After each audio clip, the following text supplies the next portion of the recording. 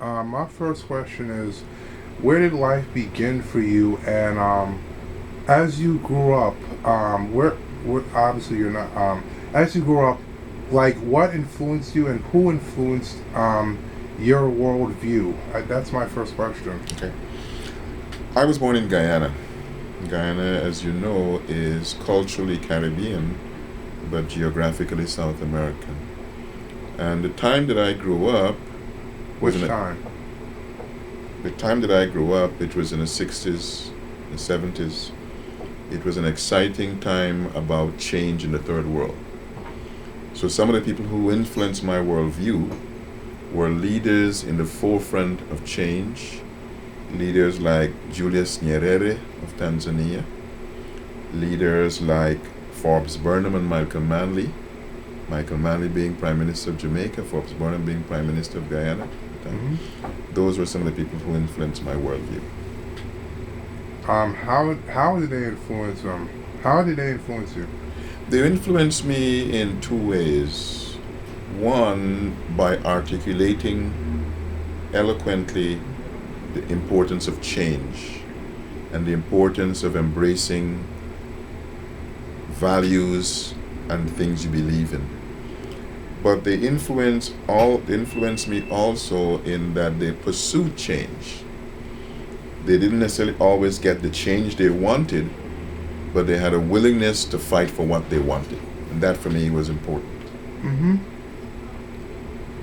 Um, on your online profile, you talk about that you have expertise in Caribbean and inter-American security. Obviously, you have issues with drugs and and that stuff in the Caribbean.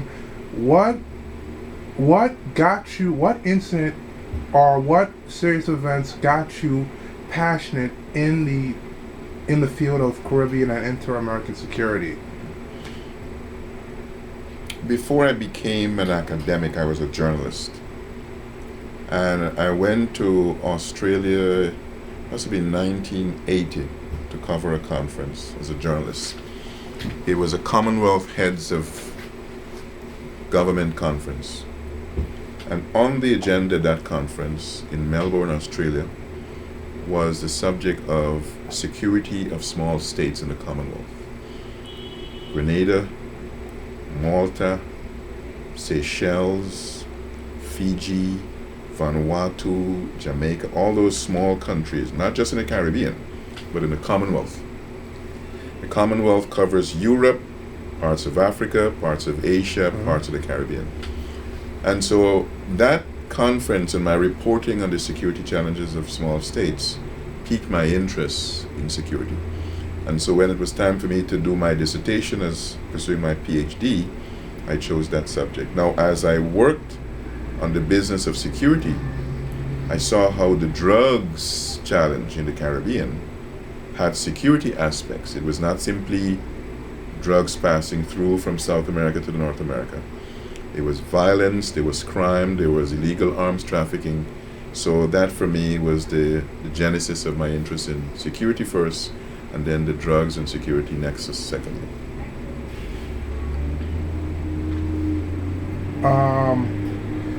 What would you say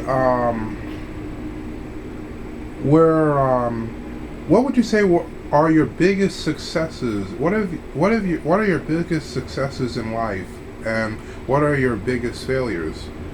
What like things that you loved and things that you regretted? Some of my biggest successes have nothing to do with being a scholar or being a provost. I'm very proud of the fact that I've got two wonderful children and a wonderful wife. We've been together almost 28 years. I'm very proud of the fact that I have an established reputation in security business. I'm very proud of the fact that I've traveled to more than 40 nations around the world as a scholar, giving lectures, as a journalist. Very proud of the fact that some of my research has set the stage for other people's research. I'm very proud of the fact that my research has been recognized to the point where people try to plagiarize what I write. That is a bad thing in itself, but it is flattering in another way that somebody thinks what you write is so good that they just want to translate it into a different language and put their name on it. Some of my biggest regrets, well, one of my big regrets is for all the traveling I've done, more than 40 countries, I've never had a chance to go to Africa. There were several opportunities, but the conferences were canceled. I've got a good friend who was a diplomat in South Africa, his ambassador. I worked to go there several times, but just couldn't make it happen. So I'm hoping that one day, soon, I'll be able to go to the motherland, even if it's only for a vacation. We have 2 minutes left. But I have a Q&A. I have a few Q&A questions. What got you here to this college? I had taught at York 2 decades ago as an adjunct. You were adjunct here? I have a sense of the importance of what York and what CUNY does, what York does and what CUNY and York do together. I was teaching full-time as a professor at Lehman College. I was recruited to Florida, then Florida International University. We're starting a new PhD program in political science. They were looking for faculty who specialize in the Caribbean and Latin America. And so I was recruited there. Spent 12 wonderful years in Florida. And once I left Florida, went to Virginia. Once I left Virginia, the opportunity to come to York revealed itself. I had several offers in New York within the CUNY system, two off actually. I decided to come to York. How have students performed during your tenure as provost and vice president of academic affairs? How have students has performance gone up? It's very difficult to answer that definitively because performance is measured in a variety of different ways. You can measure performance by people's grades. I don't have a sense as provost. We have almost 8,000 students. I don't have a sense as to what's the comparative grade point average of our students between then and now. That's the kind of thing that's very difficult to make a judgment on. But I think I have a sense of students' performance in one specific area that is critical to the whole college, and that is in undergraduate research.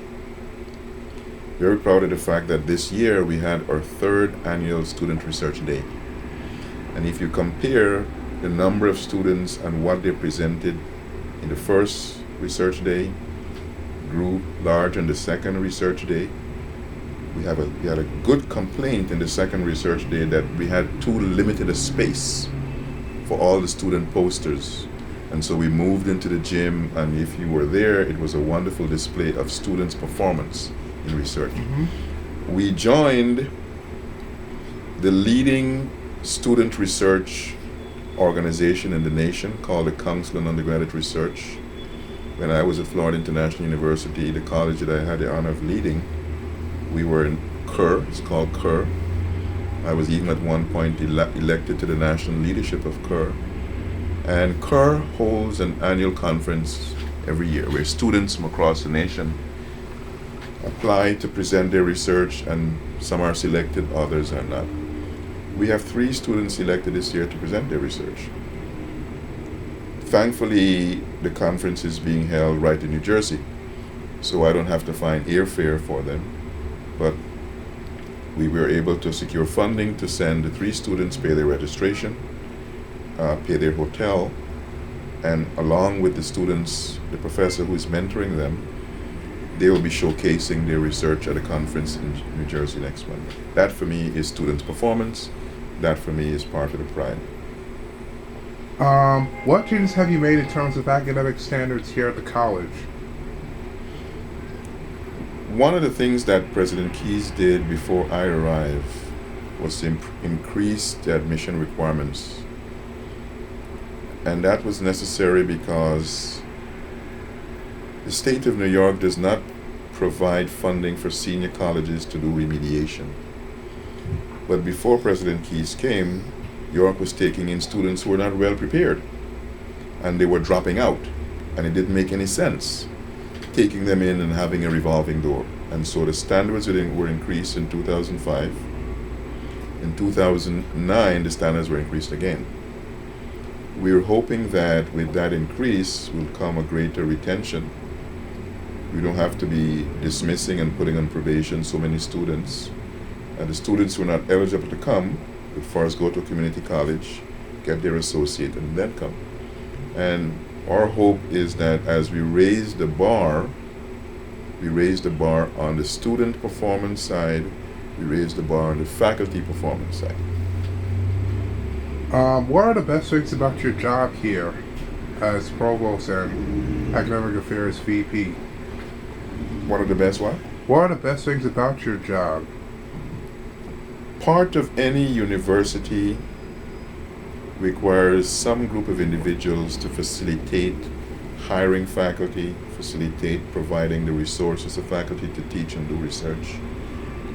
I am responsible for that on the academic side, and I feel very comforted in the fact that we were able to hire for 4 years in a row a good number of faculty. That is one of the things that I'm proud of. It makes me feel good.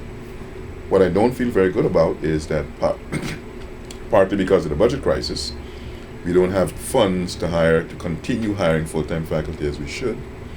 Even the funds to replace some of the people who retired or resigned, those funds are not there. So it's a mixed bag, and this is true of every CUNY school and it's true of every university in terms of positives and negatives for the job of the provost. So what you just mentioned was some of the worst things about your job? One of the things I wouldn't call it the worst thing, is one of the unpleasant things about my job is not being able to get the funding to continue hiring faculty as we should. Mm-hmm. What future changes do you plan to make as a provost and an academic affairs senior VP? I'll just name 3. And it's not so much change as it is development of things, one of the things that is here already. I would love to see, and we're working towards ensuring that the undergraduate research program grows bigger. And it grows bigger in a way that allows us to get grants to fund more students going on conferences. Love to have more grants to provide funding for students who are at York. So expansion of the research program for students is one of my plans, which we're going to try to pursue in the next couple of years. Secondly, we need to pursue more graduate programs. We need to have a graduate program that was part of the plan for pharmaceutical sciences. We need to have a graduate program for accounting. We're hoping to have a graduate program for social work. So graduate master's programs is part of the expectation. And my final hope and plan is to increase our grant awards, the number of grant dollars that our faculty get. And I've got to take only one more because I've got to go. What are your future plans outside of York?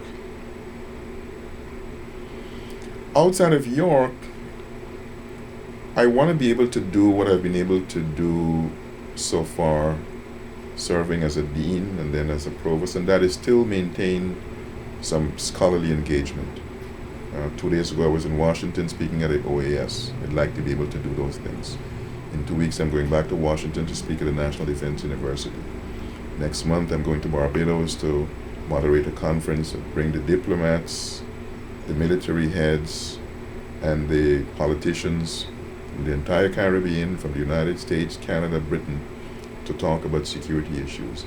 I'd love to be able to continue doing that because I think it's important to have not just the administrative side, but the scholarly side. And what got you into journalism? And that has to be the last one, because I've got to go. Okay, but so what got you into journalism? I was a journalism major as a student.